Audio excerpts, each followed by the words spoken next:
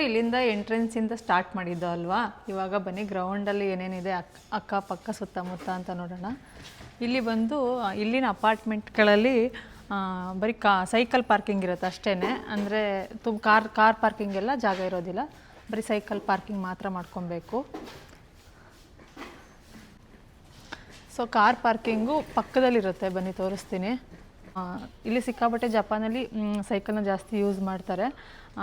ಬನ್ನಿ ತೋರಿಸ್ತೀನಿ ಯಾವ್ಯಾವ ರೀತಿ ಸೈಕಲ್ಸ್ ಇರುತ್ತೆ ಇಲ್ಲಿ ಅಂತ.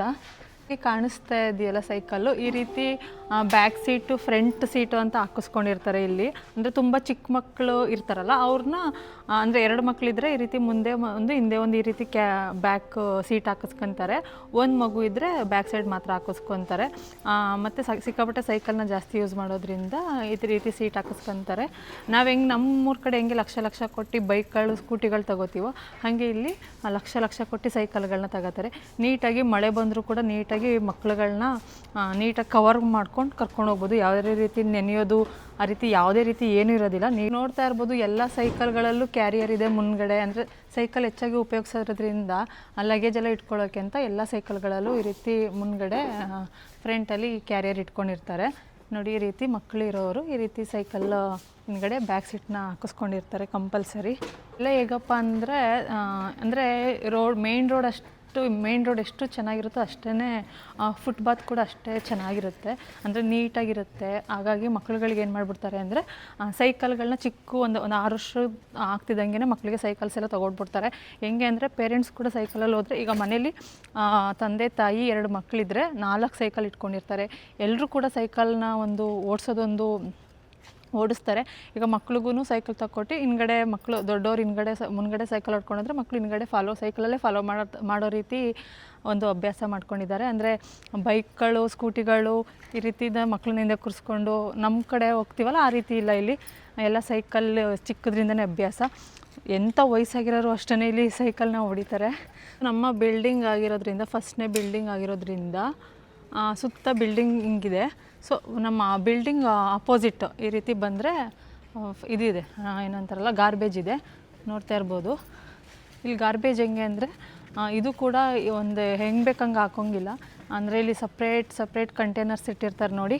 ಅಂದರೆ ಗ್ಲಾಸ್ ಹಾಕೋಕ್ಕೆ ಸಪ್ರೇಟ್ ಕಂಟೈನರ್ಸ್ ಇರುತ್ತೆ ಈ ರೀತಿ. ಅಂದರೆ ಎಲ್ಲದಕ್ಕೂ ಸಪ್ರೇಟ್ ಮಾಡಿರ್ತಾರೆ ನೋಡಿ. ಇಲ್ಲಿ ಹಾಕಿರ್ತಾರೆ ಬಾಟಲ್ ಸಪ್ರೇಟ್ ಹಾಕಬೇಕು, ಕ್ಯಾನ್ಸು ಮತ್ತು ಏನಾರು ಬೇರೆ ಪ್ರಾಡಕ್ಟ್ಸು ಈ ಥರದ್ದೆಲ್ಲ ಸಪ್ರೇಟ್ ಹಾಕಬೇಕು. ಮತ್ತು ಕ್ಯಾಪ್ಗಳು ಅಷ್ಟೇ ಈ ರೀತಿ ಸಪ್ರೇಟು ಬಿಚ್ಚಿ ಹಾಕಬೇಕು. ಈ ರೀತಿ ಪ್ಲಾಸ್ಟಿಕ್ಗೆ ಒಂದು ಕಡೆ, ಗ್ಲಾಸ್ ಐಟಮ್ಸ್ಗಳೇ ಒಂದು ಕಡೆ, ಮತ್ತು ಹಸಿ ಕಸ ಒಣ ಕಸ ಈ ರೀತಿದೆಲ್ಲ ನೀಟಾಗಿ ಸಪ್ರೇಟ್ ಮಾಡಿ ಹಾಕ್ತಾರೆ. ಬಿಲ್ಡಿಂಗಿಂದ ಲೆಫ್ಟ್ ಸೈಡ್ ಹೋದರೆ ಸ್ಕೂಲ್ಸ್ ಎಲ್ಲ ಇದೆ. ಸೊ ಫಸ್ಟ್ ರೈಟ್ ಸೈಡ್ ಹೋಗೋಣ. ಬಿಲ್ಡಿಂಗಿಂದ ಕೆಳಗಡೆ ಬಂದರೆ, ನಮ್ಮ ಬಿಲ್ಡಿಂಗಿಂದ ಕೆಳಗಡೆ ಬಂದರೆ ಅಂದರೆ ಪ್ರತಿಯೊಂದು ಬಿಲ್ಡಿಂಗಲ್ಲೂ ಸಹ ಒಂದೊಂದು ಏನಾದ್ರು ಫಂಕ್ಷನ್ಸ್ಗಳು ಮಾಡೋವಂಥ ಹಾಲ್ ಇರುತ್ತೆ. ಸೊ ನಾವು ಫಂಕ್ಷನ್ಸ್ಗಳನ್ನ ಮಾಡ್ಕೊಬೋದು, ಬರ್ಡೇ ಪಾರ್ಟಿಗಳು ಈ ಥರ ಎಲ್ಲ ಮಾಡ್ಕೊಬೋದು. ಅಂದರೆ 1 ಅವರ್ಗಿಷ್ಟು ಅಂತ ಪೇ ಮಾಡಬೇಕಾಗಿರುತ್ತೆ. ಸೊ ಈ ಥರ ಪೇ ಮಾಡಿಕೊಂಡು ಇಲ್ಲಿ ಫಂಕ್ಷನ್ಸ್ಗಳನ್ನ ಮಾಡ್ತಾರೆ. ಇದು ಎಂಟ್ರೆನ್ಸು. ಫಂಕ್ಷನ್ಸ್ ಯಾವುದೋ ಆಗ್ತಾಯಿದೆ ಆ್ಯಕ್ಚುಲಿ. ಬಿಟ್ಟರೆ ಈ ರೀತಿ ಸುತ್ತ ಅಪಾರ್ಟ್ಮೆಂಟು ನೋಡಿ. ಇದೆಲ್ಲ ಕಾರ್ ಪಾರ್ಕಿಂಗ್ ಇದೆ, ನೋಡ್ತಾ ಇರ್ಬೋದು ನೀವು. ಸುತ್ತ ಕಾರ್ ಪಾರ್ಕಿಂಗ್ ಹೆಂಗೆ ಅಂದರೆ ನಾವು ಮನೆಗೆ ಹೆಂಗೆ ತಿಂಗಳ ರೆಂಟ್ ಕಟ್ತೀವಿ ಹಂಗೆ ಇಲ್ಲೂ ಕೂಡ ರೆಂಟ್ ಕಟ್ಟಬೇಕು. ಕಾರ್ ಇರೋರು ಈ ರೀತಿ ಸಪ್ರೇಟ್ ಅವ್ರಿಗೊಂದೊಂದು ನಂಬರ್ ಜಾಗ ಕೊಟ್ಟಿರ್ತಾರೆ. ಸೊ ಅವ್ರವ್ರ ಕಾರ್ ಅಲ್ಲಲ್ಲೇ ನಿಲ್ಲಿಸ್ಬೇಕು ಒಂದು. ಹಾಗೆ ಇಲ್ಲಿ ಕಾರ್ ಪಾರ್ಕಿಂಗ್ ಎಲ್ಲ ಹೆಂಗೆ ಅಂದರೆ ತಿಂಗಳಿಗೆ ಮನೆ ರೆಂಟ್ ಹೆಂಗೆ ಕಟ್ತೀವಿ ನಾವು ಹಾಗೇ ಕಟ್ಟಬೇಕು. ಅಂದರೆ ತಿಂಗಳಿಗಿಲ್ಲ ಅಂದರೆ 35,000ದಿಂದ 40,000 ಏನಾಗುತ್ತಂತೆ. ಅಂದರೆ 40,000 ಏನಂದರೆ ಇಂಡಿಯನ್ ರುಪೀಸಲ್ಲಿ ಒಂದು 20ರಿಂದ 25,000 ರೂಪಾಯಿವರೆಗೂ ಬರೀ ಕಾರ್ ಪಾರ್ಕಿಂಗ್ಗೆ ತಿಂಗಳಿಗೆ ಕಟ್ಟಬೇಕಾಗತ್ತೆ ರೆಂಟು. ಸೊ ನಮ್ಮ ಇಂಡಿಯಾದಲ್ಲಿ ಅದೇ 20-25,000 ಇದ್ದರೆ ಆರಾಮಾಗಿ ಒಂದು 0 ಪೇಮೆಂಟಲ್ಲಿ ಕಾರ್ ತೊಗೊಂಡು EMI ಕಟ್ಕೊಂಡು ಹೋಗ್ಬಿಡ್ಬೋದು, ಕಾರೇ ತೊಗೋಬೋದು. ಬಟ್ ಇಲ್ಲಿ ಕಾರ್ ಪಾರ್ಕಿಂಗು ತುಂಬ ಕಾಸ್ಟ್ಲಿ ಇದೆ. ನಮ್ಮ ಬಿಲ್ಡಿಂಗಿಂದ ಹೀಗೆ ರೈಟ್ ಸೈಡ್ ಬಂದಿದ್ದೀನಿ. ಸೊ ರೈಟ್ ಸೈಡ್ ಬಂದು ಈಗ ಲೆಫ್ಟ್ ಕಟ್ ಆಗ್ತಾಯಿದ್ದೀನಿ.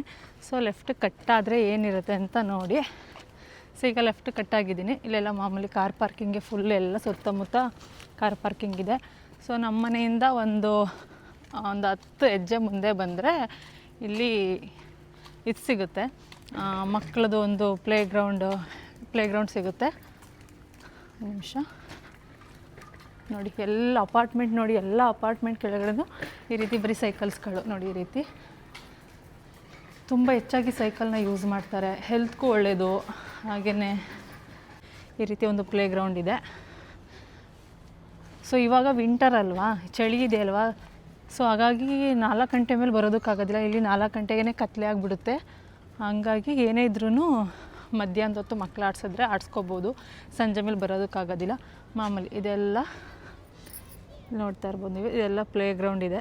ಸುತ್ತಮುತ್ತ ಅಪಾರ್ಟ್ಮೆಂಟ್ಸ್ಗಳಿದೆ ಇಲ್ಲಿ. ಆಮೇಲೆ ತುಂಬ ಹೆಚ್ಚಾಗಿ ಇಂಡಿಯನ್ಸ್ ಇದ್ದಾರೆ ಇಲ್ಲಿ, ಎಲ್ಲ ಇಂಡಿಯನ್ಸ್ ಹೆಚ್ಚಾಗಿದ್ದಾರೆ ಇಲ್ಲಿ. ಸೊ ಕನ್ನಡದವರು ಒಬ್ಬರು ಸಿಕ್ಕಿದ್ರು, ಅವರು ಕೂಡ ಲಾಸ್ಟ್ ಮಂತಲ್ಲಿ ಹೊರಟೋದ್ರು. ನಮಗೆ ಹಾಸನದವರೇ ಸಿಕ್ಕಿದ್ರು. ವಿಂಟರ್ ಅಲ್ಲ, ಇಲ್ಲಿ ಜಪಾನಲ್ಲಿ ಸಿಕ್ಕಾಬಟ್ಟೆ ಚಳಿಗಾಲ ಅಂದರೆ 3 ಲೇಯರ್ ಹಾಕೊಂಬರ್ಬೇಕು ಹೊರಗಡೆಗೆ, ಅಷ್ಟು ಚಳಿ ಸ್ಟಾರ್ಟ್ ಆಗುತ್ತೆ. ಒಂದೊಂದು ಟೈಮ್ -, ಕೊಂಟೋಗ್ಬಿಡುತ್ತೆ, -ವರೆಗೂ ಹೋಗುತ್ತೆ, ಅಷ್ಟು ಕೋಲ್ಡ್ ಇದೆ ಇಲ್ಲಿ. ಚಳಿಯಲ್ಲಂತ ಅಷ್ಟೊಂದು ಬರೋದಿಲ್ಲ, ಬಂದರೆ ಮಧ್ಯಾಹ್ನ ಹೊತ್ತು ಬರಬೇಕು, ಇಲ್ಲ ಸಂಜೆ ಟೈಮಲ್ಲಂತೂ ಬರೋದಕ್ಕೆ ಆಗೋದಿಲ್ಲ. ಸೊ ಬೇಜಾರು ಮಕ್ಳಿಗೆ ಆಟ ಆಡೋಕ್ಕೆ ಏನು ತೊಂದರೆ ಇಲ್ಲ, ಎಲ್ಲ ಥರ ವ್ಯವಸ್ಥೆ ಇದೆ, ಹತ್ತಿರದಲ್ಲೇ ಇದೆ. ಹಾಗಾಗಿ ಬಾಡಿಗೆ ಜಾಸ್ತಿ.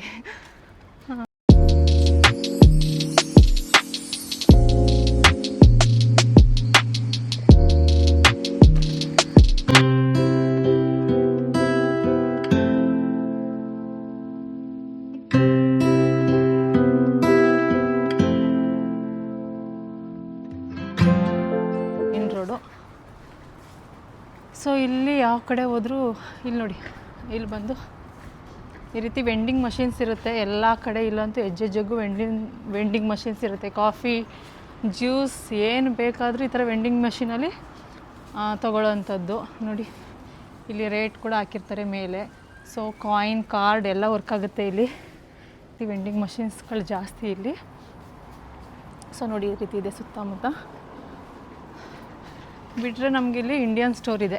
ಇಲ್ಲ ಕಡೆ ಇಂಡಿಯನ್ ಸ್ಟೋರ್ಸ್ಗಳೇ ಇರೋದಿಲ್ಲ, ಬಟ್ ನಮಗೆ ನಾವಿರೋ ಕಡೆನೇ 2 ಇಂಡಿಯನ್ ಸ್ಟೋರ್ಸ್ ಇದೆ. ನಾವು ಬೇರೆ ದೇಶದಲ್ಲಿ ಇದ್ದೀವಿ ಅನ್ನೋದು ಬಿಟ್ರೆ ಇನ್ನು ನಮ್ಮ ಮನೆ ದಿನನಿತ್ಯ ತಿಂಡಿ ಅಡುಗೆ ಎಲ್ಲ ಇಂಡಿಯನ್ ಫುಡ್ ನಾವು ಮನೆಗಳಲ್ಲಿ ಮಾಡೋದು. ಸೊ ಇಂಡಿಯನ್ ಸ್ಟೋರಲ್ಲಿ ನಮಗೆ ಬೇಕಾದ ಇಂಡಿಯನ್ ಫುಡ್ಗೆ ಬೇಕಾದ ಐಟಮ್ಸ್ಗಳೆಲ್ಲ ಇಂಡಿಯನ್ ಸ್ಟೋರಲ್ಲಿ ಸಿಗುತ್ತೆ. ಸ್ವಲ್ಪ ಕಾಸ್ಟ್ಲಿ ಇರುತ್ತೆ ಅನ್ನೋದು ಬಿಟ್ಟರೆ ಪ್ರತಿಯೊಂದು ಐಟಮು ಸಿಗುತ್ತೆ. ಒಂದು ನಮ್ಮ ಫೇವ್ರೇಟ್ ಜಾಗ ಅಂತ ಹೇಳ್ಬೋದು, ಯಾಕಂದರೆ ನಾವು ಶಾಪಿಂಗ್ ಎಲ್ಲ ಮುಗಿಸಿ ಇಲ್ಲಿ ಸುಮಾರು ಹೊತ್ತು ಟೈಮ್ ಸ್ಪೆಂಡ್ ಮಾಡ್ತೀವಿ ಇಲ್ಲಿ ಕುತ್ಕೊಂಡು.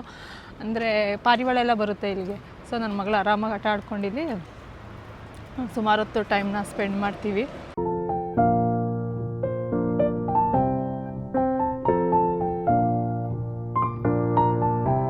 ಇವಾಗ ಇಷ್ಟು ನಮ್ಮ ಮನೆ, ನಾವಿರೋ ಒಂದು ಅಪಾರ್ಟ್ಮೆಂಟಿಂದ ರೈಟ್ ಸೈಡ್ ಬಂದರೆ ಇದೆಲ್ಲ ಸಿಗುತ್ತೆ. 4 ಗಂಟೆಗೆಲ್ಲ ಕತ್ಲೆ ಆಗಿಬಿಡುತ್ತೆ. ಮರಗಳೆಲ್ಲ ನೋಡಿ, ಎಲ್ಲ ಎಲೆಗಳೆಲ್ಲ ಬಿದ್ದು ಎಲ್ಲ ಬೋಳ ಆಗಿಬಿಟ್ಟಿದೆ ಮರಗಳೆಲ್ಲ ನೋಡೋಕ್ಕೆ. ಲಾಸ್ಟ್ ಮಂತ್ ಚೆನ್ನಾಗಿ ಕಾಣಿಸ್ತಾ ಇತ್ತು ಆಟಮ್ ಸೀಸನ್ನಲ್ಲಿ, ಅಕ್ಟೋಬರ್ ನವಂಬರಲ್ಲೆಲ್ಲ ಚೆನ್ನಾಗಿತ್ತು. ಇಲ್ಲಿ ಬಿಸಿಲಿರುತ್ತೆ, ಆದರೂ ಚಳಿ ಥರ ಫೀಲ್ ಆಗುತ್ತೆ. ಅಂದರೆ ಗಾಳಿ ಎಲ್ಲ ತಣ್ಣಗೆ ಬೀಸುತ್ತೆ. ಹಾಗಾಗಿ ನಾನು ಜಾಕೆಟು ಹಾಕೋ ಬಂದಿಲ್ಲ, ಹಂಗೆ ಬಂದುಬಿಟ್ಟಿದ್ದೀನಿ, ಚಳಿ ಆಗ್ತಾಯಿದೆ. ಸೊ ಇವಾಗ ಬನ್ನಿ ಮತ್ತೆ ನಾವು ಹೋಗೋಣ ನಮ್ಮ ಮನೆ ಕಡೆಗೆ. ಸೊ ಹಾಗೆ ತುಂಬ ಜನ ಕೇಳ್ತಾಯಿದ್ರು, ಕಮೆಂಟ್ಸ್ ಮೆಸೇಜ್ ಎಲ್ಲ ಮಾಡಿದ್ದೀರಾ ನೀವಿರೋ ಕಡೆ ಅರ್ಥ್ವೇಕ್ ಆಗಿರುವ ಅಂತ. ಲಾಸ್ಟ್ ವೀಕ್ ಅರ್ಥ್ವೇಕ್ ಆಯಿತು, ತುಂಬ ದೊಡ್ಡ ಮಟ್ಟದಲ್ಲಿ ಅರ್ಥ್ವೇಕ್ ಆಗಿದೆ. ಅಂದರೆ ನಾವಿರೋದು ಟೋಕ್ಯೋನಲ್ಲಿ, ಅರ್ಥ್ವೇಕ್ ಆಗಿರೋದು ಬಂದು ವಕೈಡೋ ಅನ್ನೋ ಒಂದು ಸ್ವಲ್ಪ ದೂರ, ಅಂದರೆ ನಾವಿರೋ ಕಡೆಗಿಂತ ಒಂದು 500-600 ಕಿಲೋಮೀಟ್ರ್ ದೂರದಲ್ಲಾಗಿರೋದು.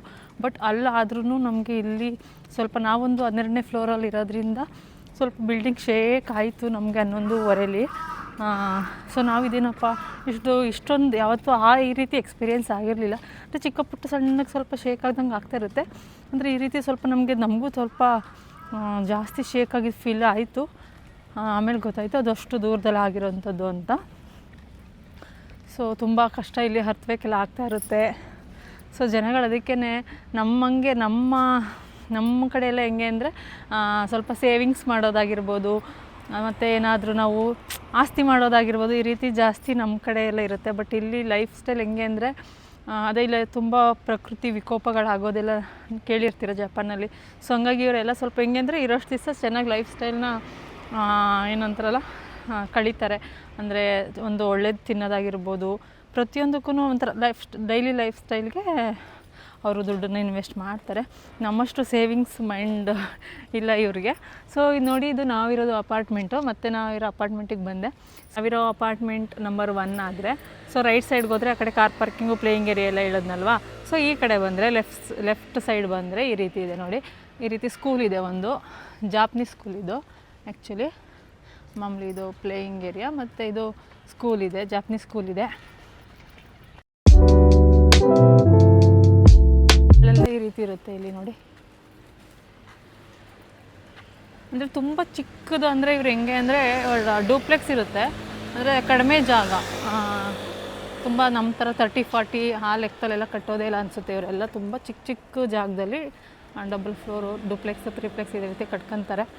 ಇಲ್ಲೊಬ್ಬರು ಜಾಪನೀಸ್ ನೋಡಿ ತರಕಾರಿ ಗಿಡಗಳು ಹಾಕೊಂಡವ್ರೆ. ಇಲ್ಲಿ ಕಡೆ ಆದರೆ ಬೆಳಿಬೋದು, ಸಿಟಿ ಕಡೆ ಅಂದರೆ ಜಾಗ ಇರೋದಿಲ್ಲ, ಇಲ್ಲ ಅಂದರೆ ತರಕಾರಿ ಗಿಡ ಎಲ್ಲ ಹಾಕ್ಬಿಡ್ತೀವಿ ಹಂಗೆ ಹಿಂಗೆ ಅಂತ. ಇಲ್ಲಿ ಎಷ್ಟು ಚಿಕ್ಕ ಜಾಗದಲ್ಲಿ ತರಕಾರಿ ಹಾಕಿದ್ದಾರೆ ಅಂತ ತೋರಿಸ್ತೀನಿ ನೋಡಿ. ಇಲ್ಲಿ ಮನೆಯಲ್ಲಿ ಒಬ್ಬರು, ನೀವು ಇದು ಮೆಣಸಿನ್ಕಾಯಿ ಗಿಡ ಕಾಣಿಸ್ತಾ ಇದೆಯಾ? ಮೆಣಸಿನ್ಕಾಯಿ, ಮೆಣಸಿನ್ಕಾಯಿ ಗಿಡ ಪಾಟಲ್ಲಿ ಹಾಕೊಂಡಿದ್ದಾರೆ. ಮತ್ತು ಸೌತೆಕಾಯಿ ಕೂಡ ಹಾಕಿದ್ರು. ಸಮ್ಮರಲ್ಲಿ ಸೌತೆಕಾಯಿ ಇತ್ತು ಇಲ್ಲಿ, ಲಾಸ್ಟು ನೋಡಿದ್ದೆ ನಾನು.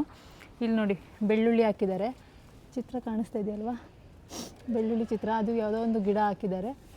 ಎಷ್ಟು ಪುಟ್ಟ ಇಷ್ಟೇಷ್ಟು ಜಾಗದಲ್ಲಿ ಎಲ್ಲ ಥರ ಸಪೋರ್ಟ್ ಕೊಟ್ಟು ನೀಟಾಗಿ ಹಾಕಿದ್ದಾರೆ. ನಂಗೆ ನಿಜ ಖುಷಿ ಆಯ್ತು ಇದನ್ನು ನೋಡಿ. ನಾನು ಈ ರೀತಿ ಬೆಳೆದಿರೋದು ನೋಡ್ಬಿಟ್ಟು ಫಸ್ಟ್ ಟೈಮ್ ನೋಡಿದಾಗ ಯಾರೋ ಇಂಡಿಯನ್ಸ್ ಇರಬೇಕು, ಯಾರೋ ಇಂಡಿಯನ್ಸ್ ಹಾಕಿದ್ದಾರೆ ಅಂತ ಅಂದ್ಕೊಂಡಿದ್ದೆ.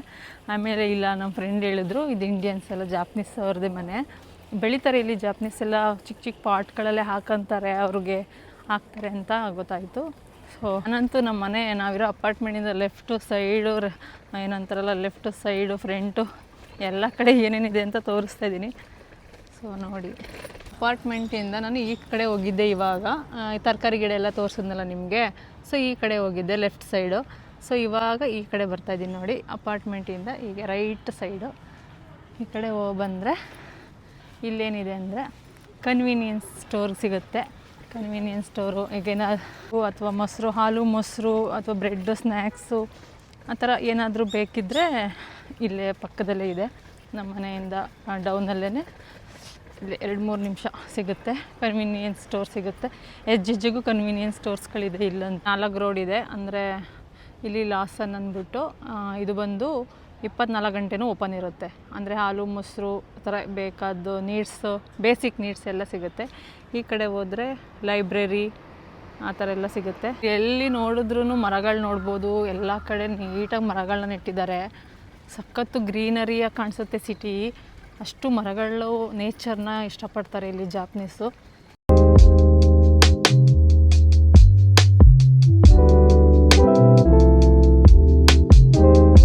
ಇಲ್ಲಿ ಮರ ಕಡಿಯೋದಿರಲಿ, ಒಂದು ಎಲೆ ಕಿತ್ತರೂ ಕೂಡ ಎಷ್ಟೋ ಫೈನ್ ಇದೆ ಅಂತೆ. ಸೊ ಎಲೆನೂ ಮರ ಕಡಿಯೋದಿರಲಿ, ಕೊಂಬೆಗಳೆಲ್ಲ ಇರಲಿ, ಬರೀ ಒಂದು ಎಲೆಗಳು ಕೀಳೋದು, ಹೂವು ಕೀಳೋದು ಗಿಡದಿಂದ ಅದೆಲ್ಲ ಮಾಡೋಂಗಿಲ್ಲ ಇಲ್ಲಿ. ತುಂಬ ಸ್ಟ್ರಿಕ್ಟ್ ಇದೆ. ಸಣ್ಣದು ಇಶ್ಯೂ ಅನಿಸುತ್ತೆ, ಇದೆಲ್ಲ ಒಂದು ಇಶ್ಯೂನ, ಇದೆಲ್ಲ ಇದಕ್ಕೆಲ್ಲ ಒಂದು ಪನಿಷ್ಮೆಂಟ ಅಂತ. ಬಟ್ ಇಲ್ಲಿ ತುಂಬ ಚಿಕ್ಕ ವಿಷಯಕ್ಕೆಲ್ಲ ಪನಿಷ್ಮೆಂಟ್ ಇದೆ. ಸೊ ಫೈನಲಿ ನನ್ನ ಹೋಮ್ ಟೂರು ಇಲ್ಲಿ ನಮ್ಮ ಮನೆ ಅಕ್ಕಪಕ್ಕ ಏನೇನಿದೆ ಅಂತ ತೋರಿಸ್ದೆ. ಸೊ ಇವಾಗ ಇನ್ನು ಪೆಂಡಿಂಗ್ ಇರೋದು ಬಂದು ನಮ್ಮ ಮನೆ ರೆಂಟ್ ಎಷ್ಟಿದೆ, ಮತ್ತು water bill, gas bill, current bill, ಅದೆಲ್ಲ ನಾನು ಮನೆ ಒಳಗಡೆ ಹೋಗಿ ಅದನ್ನು ಹೇಳ್ತೀನಿ ಎಷ್ಟೆಷ್ಟು ಬರುತ್ತೆ ಅಂತ. ಸೊ ಇವಾಗ ಗೊತ್ತಿಲ್ಲ ಈ ವಿಡಿಯೋಸ್ ಎಲ್ಲ ಹೆಂಗೆ ಬಂದಿದೆಯಾ ಅಂತ. ನಾನು ಕೂಡ ಇವಾಗ ಒಂದು ಯೂಟ್ಯೂಬ್ ಚಾನಲ್ನ ಸ್ಟಾರ್ಟ್ ಮಾಡಿರೋದ್ರಿಂದ ಗೊತ್ತಿಲ್ಲ ಹೆಂಗೆ ಬಂದಿದೆಯಾ ಅಂತ. ಕಮೆಂಟ್ಸ್ ಮೂಲಕ ನನಗೆ ತಿಳಿಸಿ, ಫೀಡ್ಬ್ಯಾಕ್ ಬೇಕು ನನಗೆ. ಏನಕ್ಕಂದರೆ ಇವಾಗ ಸ್ಟಾರ್ಟ್ ಮಾಡಿರೋದ್ರಿಂದ ಚಾನಲ್ ಹೇಗೆ ಹೋಗ್ತಾ ಇದೆ ವೀಡಿಯೋಸು ಅಂತ ನನಗೂ ಸಹ ಗೊತ್ತಾಗಬೇಕು. ಹಾಗಾಗಿ ಏನೇ ಇದ್ರೂ ಕೂಡ ನನಗೆ ಕಮೆಂಟ್ಸ್ ಮಾಡಿ, ವಿಡಿಯೋ ನಿಮ್ಗೆ ಹೇಗೆ ಇಷ್ಟ ಆಯಿತು, ಏನಾಯಿತು ಆ ಥರದ್ದೆಲ್ಲ ನನಗೆ ಕಮೆಂಟ್ಸ್ ಮೂಲಕ ತಿಳಿಸಿ. ಹಾಗೆಯೇ ಯಾರೆಲ್ಲ ನನ್ನ ಚಾನಲ್ನ ಸಬ್ಸ್ಕ್ರೈಬ್ ಮಾಡ್ಕೊಂಡಿಲ್ಲ, ಸಬ್ಸ್ಕ್ರೈಬ್ ಮಾಡ್ಕೊಳ್ಳಿ ಅಂತ ಕೇಳ್ತಾ ಈ ವಿಡಿಯೋನ ಈಗ ಮನೆಗೆ ಹೋಗಿ ರೆಂಟದೆಲ್ಲ ಹೇಳ್ತೀನಿ. ಸೊ ಬನ್ನಿ. ಫೈನಲಿ ನಮ್ಮ ಮನೆ ರೆಂಟು ಎಷ್ಟಂತ ಅಂತಾರೆ ಗೊತ್ತಿಲ್ಲ. ನೀವು ಮನೆ ನೋಡಿದ್ರಲ್ಲಿ ಇಷ್ಟು ರೆಂಟ್ ಕೊಡ್ಬೋದಾ ಇಲ್ವೋ ಅಂತ. ಸೊ ಬಟ್ ಹೇಳ್ತೀನಿ ರೆಂಟ್ ಎಷ್ಟು ಅಂತ. ವಿಡಿಯೋ ಏನಾಗೈತೆ ಜಿತ್ತು? 1,26,400 ಎನ್ನು ರುಪೀಸಲ್ಲ, ಎನ್ನಲ್ಲಿ 1,26,400 ರೂಪಾಯಿ ಆಗುತ್ತೆ. ಇನ್ನು ಇದು ಬಂದು water bill. So water bill ಬಂದು 7,000 ಇದೆ. ಅಂದರೆ ವಾಟ್ರ್ ಬಿಲ್ಲು ಒಂದೊಂದ್ಸರಿ 7,000, 8,000 ಹಿಂಗೆಲ್ಲ ಹೆಚ್ಚು ಕಡಿಮೆ ಆಗ್ತಾ ಇರುತ್ತೆ. ಸೊ ಇದನ್ನು ಅವರೇಜ್ ತೊಗೊಂಡ್ರೂ ಒಂದು 7,000 ಮಿನಿಮಮ್ ಬರ್ತಾ ಇರುತ್ತೆ. ಹಂಗಾಗಿ ಇದೊಂದು ವಾಟ್ರ್ ಬಿಲ್ ಒಂದು 7,000 ಎನ್ನು. ಹಾಗೆ ಗ್ಯಾಸ್ ಬಿಲ್ಲು ಕೂಡ ಅದು ಆನ್ಲೈನಲ್ಲಿ ಹಾಗೆ ಪೇಮೆಂಟ್ ಮಾಡ್ತಾರೆ. ಅದು ಬಂದು 6,000 ಏನು ಬರುತ್ತೆ ತಿಂಗಳಿಗೆ ಗ್ಯಾಸ್ ಬಿಲ್ಲು. ಅದು ಬಿಟ್ಟರೆ ಇನ್ನೊಂದು ಕರೆಂಟ್ ಬಿಲ್ ಬಂದು 10,000ವರೆಗೂ ಬರುತ್ತೆ. ಕರೆಂಟ್ ಬಿಲ್ ಏನಕ್ಕೆ ಅಂದರೆ ಕರೆಂಟ್ ಬಿಲ್ ಬಂದು ಅದಂತೂ ಯಾವಾಗಲೂ ಜಾಸ್ತಿನೇ ಇರುತ್ತೆ. ಏನಕ್ಕೆ ಅಂದರೆ ಸಮ್ಮರಲ್ಲೂ ನಾವು ಎ ಸಿನ ಆನ್ ಮಾಡ್ಕೊತೀವಿ. ಎ ಸಿ ಏನಕ್ಕೆ ಅಂದರೆ ಕೂಲರ್ ಯೂಸ್ ಮಾಡ್ಕೊತೀವಿ. ಏನಕ್ಕೆ ಅಂದರೆ ಇಲ್ಲಿ ಜಪಾನಲ್ಲಿ ಸಮ್ಮರ್ ಬಂದ್ರೂ ಪೀಕಲ್ಲಿರುತ್ತೆ, ವಿಂಟರ್ ಬಂದರೂ ಪೀಕಲ್ಲಿರುತ್ತೆ. ಅಂದರೆ ನಮ್ಮ ದೇಶದಲ್ಲಿ ನಾರ್ಮಲ್ ಆಗಿರೋದಿಲ್ಲ. ಹಾಗಾಗಿ ಸಮ್ಮರಲ್ಲಿ ಏನಾಗುತ್ತೆ ಅಂದರೆ ಕೂಲರ್ ಆನ್ ಮಾಡ್ಕೊಳ್ಳೇಬೇಕು. ಇಲ್ಲ ಅಂದರೆ ಅವಾಗ ಆ ಟೈಮಲ್ಲೆಲ್ಲ ಮಕ್ಕಳು ತುಂಬ ಹೆಲ್ತ್ ಅಪ್ಸೆಟ್ ಆಗುತ್ತೆ. ಮಕ್ಕಳು ಅಂತಲ್ಲ, ದೊಡ್ಡವ್ರಿಗೂ ಕೂಡ ಒಂದು ಹೀಟ್ ಸ್ಟ್ರೋಕ್ ಅಂತ ಆಗುತ್ತೆ ಇಲ್ಲಿ ಜಪಾನಲ್ಲಿ. ಸೊ ಹಂಗಾಗಿ ನಾವು ಕೂಲರ್ ಯೂಸ್ ಮಾಡ್ಕೊಳ್ಳೇಬೇಕು, ಅಷ್ಟು ಬಿಸಿಲಿರುತ್ತೆ ಆ ಟೈಮಲ್ಲಿ ಸಮ್ಮರಲ್ಲಿ. ಅದೇ ರೀತಿ ನಾವು ವಿಂಟರಲ್ಲಿ ಎಸಿಬಾರ್ದಿಶಿ, ಅದೇ ರೀತಿ ವಿಂಟರಲ್ಲೂ ಕೂಡ ಅಷ್ಟೇ. ಆ ಟೈಮಲ್ಲಿ ಸಮ್ಮರಲ್ಲಿ ಕೂಲರ್ ಆನ್ ಮಾಡ್ಕೊಂಡ್ರೆ ಈ ಟೈಮಲ್ಲಿ ಹೀಟರ್ನ ಆನ್ ಮಾಡ್ಕೊತೀವಿ. ಏನಕ್ಕೆ ಅಂದರೆ ನಿಮಗೆ ಗೊತ್ತು ಜಪಾನಲ್ಲಿ ಈ ಟೈಮಲ್ಲೆಲ್ಲ ಎಷ್ಟೊಂದು ಕೋಲ್ಡ್ ಇರುತ್ತೆ ಅಂತ, ಸಿಕ್ಕಾಬಟ್ಟೆ ಸಖತ್ ಕೋಲ್ಡ್ ಇರುತ್ತೆ. ಹಂಗಾಗಿ ಈ ಟೈಮಲ್ಲಿ ನಾವು ಹೀಟರ್ನ ಯೂಸ್ ಮಾಡ್ಕೋತೀವಿ. ಸೊ ಸಮ್ಮರಲ್ಲಿ ವಿಂಟರಲ್ಲಿ ಸೊ ಎ ಸಿ ಓಡ್ತಾನೆ ಇರುತ್ತೆ. ಹಾಗಾಗಿ ಕರೆಂಟ್ ಬಿಲ್ ಅಂತೂ ಕಡಿಮೆ ಬರೋದಿಲ್ಲ. ಆಲ್ಮೋಸ್ಟ್ 10,000 ಎನ್ವರೆಗೂ ಬರುತ್ತೆ. ಇಷ್ಟು ನಮ್ಮ monthly total rent plus current bill, gas bill, water bill ಎಲ್ಲ ಸೇರಿ 90,000 95,000ವರೆಗೂ ಬರುತ್ತೆ ಟೋಟಲ್. ಆಮೇಲೆ ಹಾಕ್ಕೊಡ್ತೀನಿ. 90,000 ಇಂದ 95,000ವರೆಗೂ ಜಸ್ಟ್ ಮನೆದನ್ನೇ. ಏನಪ್ಪ ನೀರು ರುಪೀಸಲ್ಲಿ, ಅದೇ ರುಪೀಸಲ್ಲೇ 90,000 ಇಂದ 95,000 ಆಗುತ್ತೆ. ಎಲ್ಲ rent, current bill, water bill, gas bill ಎಲ್ಲ ಸೇರಿ 90,000 ಇಂದ 95,000 ಗಂಟ. ಮಿನಿಮಮ್ 90 ಆಗುತ್ತೆ, ಅದ್ರ ಮೇಲೆ 95 ಅದು ಡಿಪೆಂಡ್ಸ್ ಆಗುತ್ತೆ. ಒಂದು 5,000 10,000 ಹೆಚ್ಚು ಕಮ್ಮಿ ಬಿಲ್ಗಳಲ್ಲಿ ಬರುತ್ತೆ ಗ್ಯಾಸ್ ಯೂಸ್ ಮಾಡ್ದಂಗೆ. ಸೊ ಇಲ್ಲೇನು ಸಿಲಿಂಡರ್ ಇರಲ್ವಲ್ಲ, ನಾವು ಹೆಂಗೆ ಯೂಸ್ ಮಾಡ್ತೀವಿ ಅದ್ರ ಮೇಲೆ ಡಿಪೆಂಡ್ಸ್ ಆಗುತ್ತೆ ಬಿಲ್ಲು. ಹೆಂಗೆ ನಾವು ಗ್ಯಾಸ್ ಖರ್ಚು ಮಾಡ್ತೀವಿ ಹಂಗೆ ಬಿಲ್ ಬರೋದ್ರಿಂದ ಒಂದು ಹೆಚ್ಚು ಕಮ್ಮಿ ಆಗುತ್ತೆ ಅದು ಗ್ಯಾಸ್ ಬಿಲ್ಲು, ವಾಟ್ರ್ ಬಿಲ್ ಆ ಥರ ಎಲ್ಲ. ಒಟ್ಟಿನಲ್ಲಿ ಟೋಟಲ್ 95ವರೆಗೂ ಆಗುತ್ತೆ. ಸೊ ಇಷ್ಟು ನಮ್ಮ ಮನೆಯ ಒಂದು ಬಿಲ್ಲು. ಒಟ್ಟಲ್ಲಿ ಮನೆಯೂ ಚೆನ್ನಾಗಿದೆ ಒಂದು, ಮತ್ತು ಎಲ್ಲ ಹತ್ರ ಇದೆ, ನಮ್ಗೆ ಯಾವುದಕ್ಕೂ ದೂರ ಹೋಗಂಗಿಲ್ಲ. ಒಂದು ತರಕಾರಿ ತರೋದಕ್ಕಾಗಿರ್ಬೋದು, ಒಂದು ಹಾಸ್ಪಿಟಲ್ ಆಗಿರ್ಬೋದು. ಸೊ ಯಾವುದೆಲ್ಲ ವಾಕ್ಯಬಲಲ್ಲಿದೆ, ದೂರ ಯಾವುದಕ್ಕೂ ದೂರ, ಇಂಥದಕ್ಕೂ ದೂರ ಅಂತ ಅನ್ನಂಗಿಲ್ಲ. ಮತ್ತು ಎಲ್ಲ ಕಡೆ ಪ್ಲೇ ಗ್ರೌಂಡ್ ಆಗಿರ್ಬೋದು, ಎಲ್ಲ ಒಂದು ಫೆಸಿಲಿಟಿ ಮಾಡಿಕೊಟ್ಟಿರೋದ್ರಿಂದ ಸೊ ಇಷ್ಟೊಂದು ರೆಂಟ್ ಚಾರ್ಜ್ ಮಾಡ್ತಾರೆ ಇಲ್ಲಿ. ಎಲ್ಲ ನಿಯರ್ ಇದೆ, ಎಲ್ಲ ಯಾವುದಕ್ಕೂ ದೂರ ಹೋಗಂಗಿಲ್ಲ, ಅಷ್ಟಿದೆ. ಸೊ ಇವಾಗ ಒಂದು ಯೂಟ್ಯೂಬ್ ಚಾನಲ್ನ ಸ್ಟಾರ್ಟ್ ಮಾಡಿರೋದ್ರಿಂದ ಇನ್ನೂ ಅಷ್ಟೊಂದು ಅಂದರೆ ನಾನು ಸ್ವಲ್ಪ ಸ್ಪೀಡಾಗಿ ಮಾತಾಡಿದೆ ಅಂತ ನನಗೆ ಅನ್ನಿಸ್ತಾ ಇದೆ. ಇವಾಗ ಸ್ವಲ್ಪ ಜೋರಾಗಿ ಅಂದರೆ ಫಾಸ್ಟಾಗಿ ಮುಗಿಸ್ಬೇಕು ಅಂತ ಮುಗಿಸಿದ್ನೇನೋ ಆ ರೀತಿ, ಗೊತ್ತಿಲ್ಲ ಹೇಗೆ ಬಂದಿದೆ ವಿಡಿಯೋ ಅಂತ. ಸೊ ಈ ವಿಡಿಯೋ ಇಷ್ಟ ಆಗಿದ್ದಲ್ಲಿ ಲೈಕ್ ಮಾಡಿ, ಶೇರ್ ಮಾಡಿ, ಹಾಗೆ ಕಮೆಂಟ್ ಮಾಡಿ ಹೇಗಿತ್ತು ನಮ್ಮ ಹೋಮ್ ಟೂರ್ ಅಂತ. ಚೆನ್ನಾಗಿ ಮಾಡಿದ್ನಾ ಇಲ್ವಾ, ಹೇಗೆ ಎಕ್ಸ್ಪ್ಲೈನ್ ಮಾಡಿದೆ, ಸೊ ಗೊತ್ತಿಲ್ಲ ಹೇಗೆ ಮಾಡಿದ್ದೀನಿ ಅಂತ ನೋಡಬೇಕು. ನಿಮ್ಗೆ ಹೇಗೆ ಅನ್ನಿಸ್ತು ಅಂತ ಕಮೆಂಟ್ ಮಾಡಿ. ಹಾಗೆಯೇ ನನ್ನ ಚಾನಲ್ ಇನ್ನೂ ಯಾರು ಎಲ್ಲ ಸಬ್ಸ್ಕ್ರೈಬ್ ಮಾಡ್ಕೊಂಡಿಲ್ಲ, ಸಬ್ಸ್ಕ್ರೈಬ್ ಮಾಡ್ಕೊಳ್ಳಿ ಆದಷ್ಟು ಬೇಗ ಅಂತ ಹೇಳ್ತಾ ಈ ವಿಡಿಯೋನ ಇಲ್ಲಿಗೆ ಮುಗಿಸ್ತೀನಿ. Thank you. ಸಿಗೋಣ ಮತ್ತೆ.